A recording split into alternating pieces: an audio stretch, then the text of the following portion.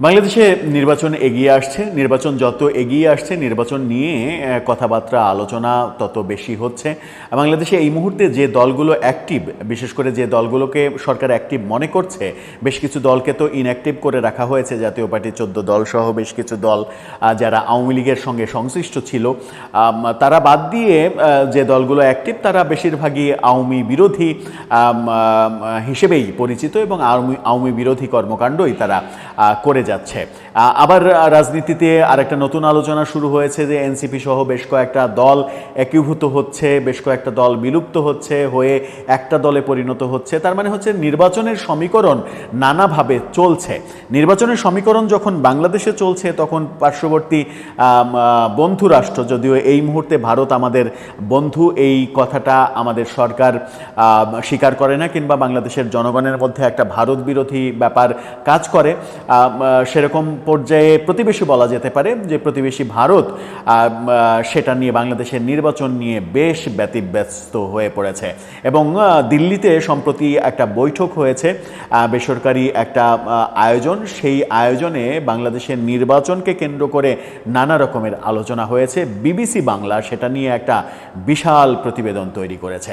সেই প্রতিবেদনটা তারা যখন তৈরি করেছে, তার পাশাপাশি আগামী নির্বাচনে আওয়ামী লীগের ভূমিকা কি সেটা ব্যাপারে বিবিসি বাংলার জ্যেষ্ঠ সাংবাদিক, বাংলাদেশের অন্যতম বরেণ্য সাংবাদিক কাদির কল্লোল, তিনি একটি বিশ্লেষণমূলক একটা বক্তব্য দিয়েছেন। বিবিসির অনুসন্ধানী রিপোর্ট এবং কাদির কল্লোলের বিশ্লেষণে বিবিসি আদতে এই দুইটা বিষয় নিয়ে, বিশেষ করে ভারতে দিল্লিতে বাংলাদেশের নির্বাচন নিয়ে বৈঠক এবং আগামী নির্বাচনে আওয়ামী লীগের ভাবনা কি সেই ব্যাপারে গুরুত্বপূর্ণ আলোচনাগুলো করে বোঝার চেষ্টা করব। প্রকৃত বাস্তবতা থাকবেন পলিটিক্স টিভির নিয়মিত আয়োজনে।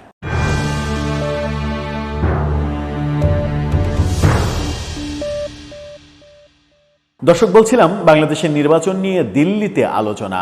বিবিসি বাংলার শিরোনামটা আপনারা দেখে নিতে পারেন। সেখানে বলা হচ্ছে, বাংলাদেশের আগামী নির্বাচন নিয়ে দিল্লিতে এখন যেসব চিন্তাভাবনা হচ্ছে। কি চিন্তাভাবনা হচ্ছে? দিল্লি থেকে বিবিসির প্রতিবেদক শুভজ্যোতি ঘোষ এই রিপোর্টটা তৈরি করেছেন।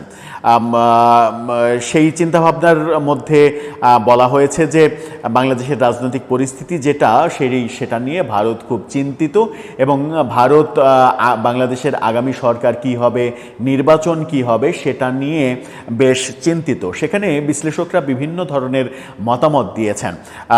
তারা কেউ বলেছেন সেটা হচ্ছে যে ভারত সরকারের উচিত বাংলাদেশের অবস্থা পর্যবেক্ষণ করা, কোনো ধরনের সিদ্ধান্তে না গিয়ে পর্যবেক্ষণ করা। কেউ বলছেন যে বাংলাদেশের জনগণ আগামীতে যাদেরকে সিলেক্ট করবে, যাদেরকে মনোনয়ন দেবে, তাদের সঙ্গেই ভারতের অপেক্ষা করে সম্পর্ক তৈরির দিকে যাওয়া উচিত এবং সরকার আসার পরে তারপরে ভারতের স্বীকার করার, ভারতের উদ্যোগ নেওয়ার দরকার যে বাংলাদেশের নতুন সরকারের সঙ্গে ভারতের সম্পর্কটা কোন দিকে যাবে। কিন্তু আবার অনেকে এই আশঙ্কা প্রকাশ করছেন যে ভারতের যেহেতু প্রতিবেশী রাষ্ট্র, সীমান্ত শেয়ার করা রাষ্ট্র বাংলাদেশ এবং ওইদিকে পাকিস্তান, সুতরাং এই বাংলাদেশ পাকিস্তান নিয়ে ভারতের চিন্তা এবং উদ্বেগ সব সময় থাকে। সেই ক্ষেত্রে বাংলাদেশে যদি ভারতের বিরোধী একটা সরকার আসে, সেই ক্ষেত্রে ভারতের কি পদক্ষেপ নেওয়া উচিত, সেই ব্যাপারটাও তারা নানাভাবে সেখানে বিশ্লেষণ করেছেন। সেই বিশ্লেষণে অনেকে এই থিওরি দিয়েছেন যে ওয়েট অ্যান্ড ওয়াচ, অপেক্ষা করুন এবং পর্যবেক্ষণ করুন। সেখানে বলা হচ্ছে, ভারতের শীর্ষস্থানীয় আমলা, প্রসার ভারতী বোর্ডের প্রাক্তন সিইও জহর সরকার, তিনি মনে করেন এই মুহূর্তে কোনো প্ররোচনায় পা না দিয়ে ভারতের উচিত হবে বাংলাদেশের নির্বাচনে কি ফলাফল হয় সেটা দেখার জন্য অপেক্ষা করা। আইআইসির আলোচনা সভার সঞ্চালক ছিলেন তৃণমূল কংগ্রেসের সাবেক পার্লামেন্টেরিয়ান মিস্টার সরকার সেখানে বিবিসিকে বলেছেন, বাংলাদেশে এখনকার প্রেজেন্ট পরিস্থিতি আমাদের মানতে হবে, বুঝতে হবে। বোঝার থেকেও বেশি কথা হলো মানতে হবে। আসলে হঠাৎ পালাবদল হয়ে যাওয়াতে দিল্লি একটা শকের মতো হয়ে গিয়েছিল। এটা এখন মেনে নিতে হবে যে বাংলাদেশের ভোটাররা যাদেরকেই শাসক হিসেবে চিহ্নিত করবে তাদেরকেই আমাদের মেনে নিতে হবে। এই থিওরি যখন তিনি দিচ্ছেন তখন সেটা চুপচাপ করে বসে দেখার কিছু নেই, অর্থাৎ চুপচাপ করে ওয়েট অ্যান্ড সি সেই পদ্ধতিতে যাওয়ার কিছু নেই বলে ভাবছেন আবার অন্য বিশ্লেষক। দিল্লির পররাষ্ট্রনীতি মানে বিষয়ক সক্রিয়ভাবে যুক্ত যিনি, এমন অনেকের আবার মত, যেটা ভারতের স্বার্থবিরোধী কোনো সরকারের যদি ঢাকায় ক্ষমতায় আসার সত্যিই সম্ভাবনা থাকে, সেটা চুপচাপ বসে থেকে দেখে যাওয়ার কোনো অবকাশ নেই, অর্থাৎ বসে দেখার বিপক্ষে কেউ কেউ। এরকমই একজন হলেন ভারতের সাবেক পররাষ্ট্র সচিব হর্ষবর্ধন শ্রিংলা, যিনি সম্প্রতি রাষ্ট্রপতি মনোনীত সংসদ সদস্যও হয়েছেন। ঢাকায় ভারতের সাবেক এই হাই কমিশনার সেই সম্মেলনে তিনি বলেছেন, বাংলাদেশে যদি ভুল একটা সরকার সত্যি সত্যি ক্ষমতায় আসে তাহলে আমাদের নিরাপত্তা দীর্ঘমেয়াদী স্বার্থের জন্য তার পরিণতি কী হতে পারে সেটা ভেবেও আমি কিন্তু সত্যিই দ্বিধান্বিত। তার মানে তিনি বসে বসে দেখার পক্ষে নন, তিনি ভারতের পদক্ষেপ নেওয়ার পক্ষে, এবং ভারত বাংলাদেশের সরকারের মানে পরবর্তী সরকার কি হবে সেই ব্যাপারে বসে বসে দর্শক হিসেবে দেখবে সেই মতামতের পক্ষে নন। ভারতের প্রধানমন্ত্রী নরেন্দ্র মোদীর খুবই কাছের মানুষ এই শ্রিংলা, তিনি যেহেতু এই মন্তব্য করছেন সেহেতু তিনি মানে সেটা যে সরকারেরই এক ধরনের রিফ্লেকশন, সরকারের মতামতের এক ধরনের রিফ্লেকশন, সেটা বোঝাই যায়। আবার অনেকে বলছেন সেটা হচ্ছে যে আওয়ামী লীগ বিহীন নির্বাচনই এখন বাস্তবতা। সেই ক্ষেত্রে অনেকে আলোচনায় এনেছেন যে আওয়ামী লীগের সময় যে তিনটা নির্বাচন, বিশেষ করে 14, 18 এবং 24, এই তিনটা নির্বাচনে অনেকটা একপাক্ষিকভাবে নির্বাচন করার যে চেষ্টা আওয়ামী লীগের, সেই চেষ্টায় ভারত সমর্থন দিয়েছিল। ভারত সমর্থন দিয়ে সেটা ঠিক করেনি, ভুল পদক্ষেপ নিয়েছিল।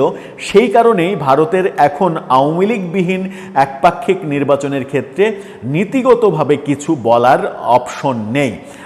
যেহেতু আওয়ামী লীগের একপাক্ষিক নির্বাচনের সময় তারা আওয়ামী লীগকে সমর্থন দিয়েছিল, তখন সেহেতু এখন এই সরকার যদি আওয়ামী লীগবিহীন একপাক্ষিক নির্বাচন করতে চায়, তখন ভারতের কি নীতিগত ব্যাপার আসবে যে আগে তুমি চুপ ছিলে, আগে তুমি প্রতিবাদ করনি, এখন কেন প্রতিবাদ করছো। যেখানে আমরা দেখছি যে ভারতের পররাষ্ট্র নীতি সেটা হচ্ছে যে মানে ভারতের ভাষ্য সেটা হচ্ছে যে অবাধ, সুষ্ঠু এবং অংশগ্রহণমূলক ইনক্লুসিভ নির্বাচন বলতে তারা বারবারই বলে আসছে যে আওয়ামী লীগকে সহ নির্বাচন করতে হবে। আবার এখানে জামাতকে নিয়ে আলোচনা হয়েছে যে জামাতকে দিল্লি কোন চোখে দেখে। জামাতকে দিল্লি ভালো চোখে দেখে না। দিল্লির জামাত সম্পর্কে ভাবনা হচ্ছে যে জামাতের সঙ্গে আপনি যখনই কথা বলতে যাবেন তখনই কথাই আপনাকে তারা মুগ্ধ করে দেবে, কথার প্রেমে পড়ে যাবেন, কিন্তু তাদের কথা যে বাস্তবে রূপান্তরিত হবে তার কোনো গ্যারেন্টি নেই।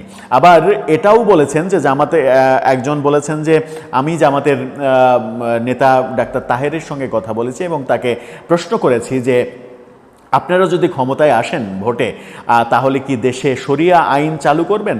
আর ডাক্তার তাহের বলেছেন যে আমরা কোথায় কবে বলেছি যে আমরা ক্ষমতায় আসলে শরিয়া আইন চালু করব। তার মানে হচ্ছে যে জামাত ক্ষমতায় আসলে শরিয়া আইন চালু করবে না, এটা জামাতের নেতা ডাক্তার তাহেরের বরাত দিয়ে তারা বলছে এবং বিবিসি বাংলা এটা তুলে নিয়ে এসেছে।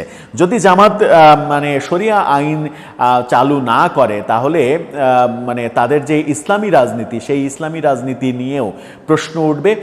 যদিও জামাতের বর্তমান যে রাজনৈতিক স্ট্র্যাটেজি, তাতে মনে হয় না যে তারা শরিয়া আইনের দিকে যাবে। তারা যেহেতু দলে হিন্দু সদস্য পর্যন্ত ঢোকাচ্ছে, নারী অধিকার, নারী নেতৃত্ব, এই ব্যাপারগুলো যেহেতু মেনে নিয়েছে, তাদের কনস্টিটিউশনে এগুলো অন্তর্ভুক্ত করে ফেলেছে, সেহেতু তাদের ওই শরিয়া আইনে যাওয়া খুব একটা সহজ কাজ হবে না। সেটা নিয়েও দিল্লির একটা টেনশন রয়েছে। এই ব্যাপারগুলো যখন রয়েছে তখন বিবিসির সাংবাদিক কাদির কল্লোল আওয়ামী লীগের নির্বাচন ভাবনা নিয়ে একটা বিশ্লেষণ তুলে ধরেছেন। মানে তার বিশ্লেষণটা একটু বলি, তারপরে আমার মতামতটা সেখানে যুক্ত করব আমি। তিনি বলছেন যে আওয়ামী লীগ নির্বাচন করতে চাইছে, তিনি বলছেন যে আওয়ামী লীগের বিভিন্ন নেতার সঙ্গে তিনি কথা বলেছেন এবং সেই কথার পরিপ্রেক্ষিতে তার মনে হয়েছে যে আওয়ামী লীগ আগামী নির্বাচনে যে কোনো মূল্যে নির্বাচন করতে চাইছে এবং এই নির্বাচন করতে চাওয়ার জন্য এখন যে ব্যাপক হারে ঝটিকা মিছিল করছে, অর্থাৎ রাস্তায় তারা শক্তির জানান দিতে চাইছে এবং রাস্তায় শক্তির জানান দেওয়ার মাধ্যমে আগামী নির্বাচনে যে কোনোভাবে তারা অংশগ্রহণ করতে চাইছে এবং তারা তাদের বরাত দিয়ে তিনি বলছেন যে ইনক্লুসিভ নির্বাচনের ব্যাপারটা তারা এখন অনুধাবন করছে। তারা এখন চাইছে যে ইনক্লুসিভ নির্বাচন হোক, কোনো দলকে বাদ দিয়ে নির্বাচন গ্রহণযোগ্য হবে না। তাদের আমলে যেটা করা যে নির্বাচন, বিএনপিকে বাদ দিয়ে যে নির্বাচন, সেই নির্বাচন প্রশ্নবিদ্ধ ছিল এবং সেটা তাদের ভুল ডিসিশন ছিল। এটা নাকি আওয়ামী লীগের বিভিন্ন নেতার সঙ্গে কথা বলে তিনি জানতে পেরেছেন। তবে আওয়ামী লীগের নেতারা এটাও বলছেন যে বাংলাদেশে বর্তমান সরকারের অধীনে তারা নির্বাচন করতে চায় না, তত্ত্বাবধায়ক সরকার, নতুন তত্ত্বাবধায়ক সরকারের অধীনে তারা নির্বাচন করতে চায়, যদিও আওয়ামী লীগের আমলেই তত্ত্বাবধায়ক সরকার ব্যবস্থা বিলুপ্ত করা হয়েছে। তারা এখন তাদের নেতাদের বরাত দিয়ে কাদির কল্লোল বলছেন যে তারা বুঝতে পেরেছে যে তাদের একপাক্ষিক নির্বাচন করাটা ভুল ছিল, এখন তাই তারা ইনক্লুসিভ নির্বাচন চায়। কিন্তু তারা বুঝতে পারলেও এখন পর্যন্ত যেহেতু রাজনৈতিক কর্মকাণ্ড করতে পারছে না, নেতারা যখন দেশে ফিরতে পারবেন, রাজনৈতিক কর্মকাণ্ড করতে পারবেন, তখন তাদের ভুলগুলো জনগণের কাছে উপস্থাপন করে তারা ক্ষমা চাইবে। কিন্তু কাদির কল্লোলের এই বিশ্লেষণে যেটা উঠে এসেছে, তিনি আরাফাত এ রহমানের বরাত দিয়েছেন যে তার সঙ্গে তিনি কথা বলেছেন। তিনি মূলত বলতে চাইছেন যে কোনো মূল্যে আওয়ামী লীগ আগামী নির্বাচনে অংশগ্রহণ করতে চায়। এখন প্রশ্ন হচ্ছে, কাদির কল্লোলের বিবিসির এই বিশ্লেষণ যদি সত্য হয় তাহলে প্রশ্ন জাগে যে আগামী নির্বাচনে অংশগ্রহণ করে আওয়ামী লীগের লাভটা কোথায়? আগামী নির্বাচনে অংশগ্রহণ করলে কি আওয়ামী লীগ ক্ষমতায় যাবে? প্রশ্নই আসে না। আওয়ামী লীগ ক্ষমতায় যেতে পারবে না, যে কোনোভাবেই হোক, হয় ক্ষমতায় যেতে পারবে না, তা না হলে ক্ষমতায় যেতে দেয়া হবে না। সেই বাস্তবতা তৈরি হয়নি। এত দ্রুত তাদের কামব্যাক করে সবাই তাদেরকে ওয়েলকাম করবে, সেই বাস্তবতা হয়নি। তাহলে আগামী নির্বাচন করলে তাদের লাভ নাকি ক্ষতি? নির্বাচন না করলে লাভ নাকি ক্ষতি? আমার বিশ্লেষণ হচ্ছে যে আগামী নির্বাচন আওয়ামী লীগ যদি না করে, অনেকদিন আগে একটা আলোচনায় বলেছিলাম যে আওয়ামী লীগের ভেতরে ভেতরে মূলত চাওয়াটা হচ্ছে যত আন্দোলনই করুক, যত ঝটিকা মিছিলই করুক, তাদের ভেতরে ভেতরে চাওয়া হচ্ছে প্রফেসর ইউনূসের সরকার আওয়ামী লীগকে বাদ দিয়েই নির্বাচন করুক এবং আওয়ামী লীগকে বাদ দিয়ে একপাক্ষিক নির্বাচন করলে তারা আন্তর্জাতিক পর্যায়ে তাদের যে একপাক্ষিক নির্বাচন করার ব্যাপারগুলো ছিল সেটার একটা জাস্টিফিকেশন তৈরি করতে পারবে এবং তারা আন্তর্জাতিক অঙ্গনে, আন্তর্জাতিক মহলে বলতে পারবে যে আমাদের একপাক্ষিক নির্বাচনকে যদি তোমরা ভুল বলো, তাহলে এই একপাক্ষিক নির্বাচনকে তাহলে তুমি কিভাবে ঠিক বলো? তাহলে তো এটাও ভুল, এটা তো টিকতে পারে না, এটা তো বৈধতা পেতে পারে না। তখন ওই নির্বাচনের মাধ্যমে আসা যে সরকার, সেই সরকারের বিরুদ্ধে আন্তর্জাতিকভাবে একটা জনমত তৈরি করার লবিং তাদের পক্ষে সহজ হবে। আমার মনে হয় যে আওয়ামী লীগ এই নেগেটিভ পরিকল্পনাটাই মনে মনে চাইছে যে এরকমটাই ঘটুক। তারা নির্বাচন করতে চাইছে। এই যে বিবিসির বিশ্লেষণ, কাদির কল্লোলের বিশ্লেষণ, এটা আমার কাছে খুব একটা গ্রহণযোগ্য মনে হয় না। কারণ নির্বাচন করে খুব একটা ভালো অবস্থানে যাওয়া, কিংবা ধরুন যে নির্বাচন তাদেরকে করতে দিল, কিন্তু বাংলাদেশের ৩০০ আসনে এই গোপালগঞ্জের মতো একচ্ছত্র আধিপত্য যে ২-৪ জায়গায় আছে, সেগুলো ছাড়া কোথাও কি আওয়ামী লীগের ক্যান্ডিডেটরা নির্বাচন ঠিকভাবে করতে পারবে? কোথাও কি আওয়ামী লীগের সমর্থকরা তাদের নির্বাচনী ক্যাম্পেইন করতে পারবে ঠিকভাবে? করতে পারবে না। সুতরাং এই নির্বাচন তাদের জন্য বুমেরাং হবে।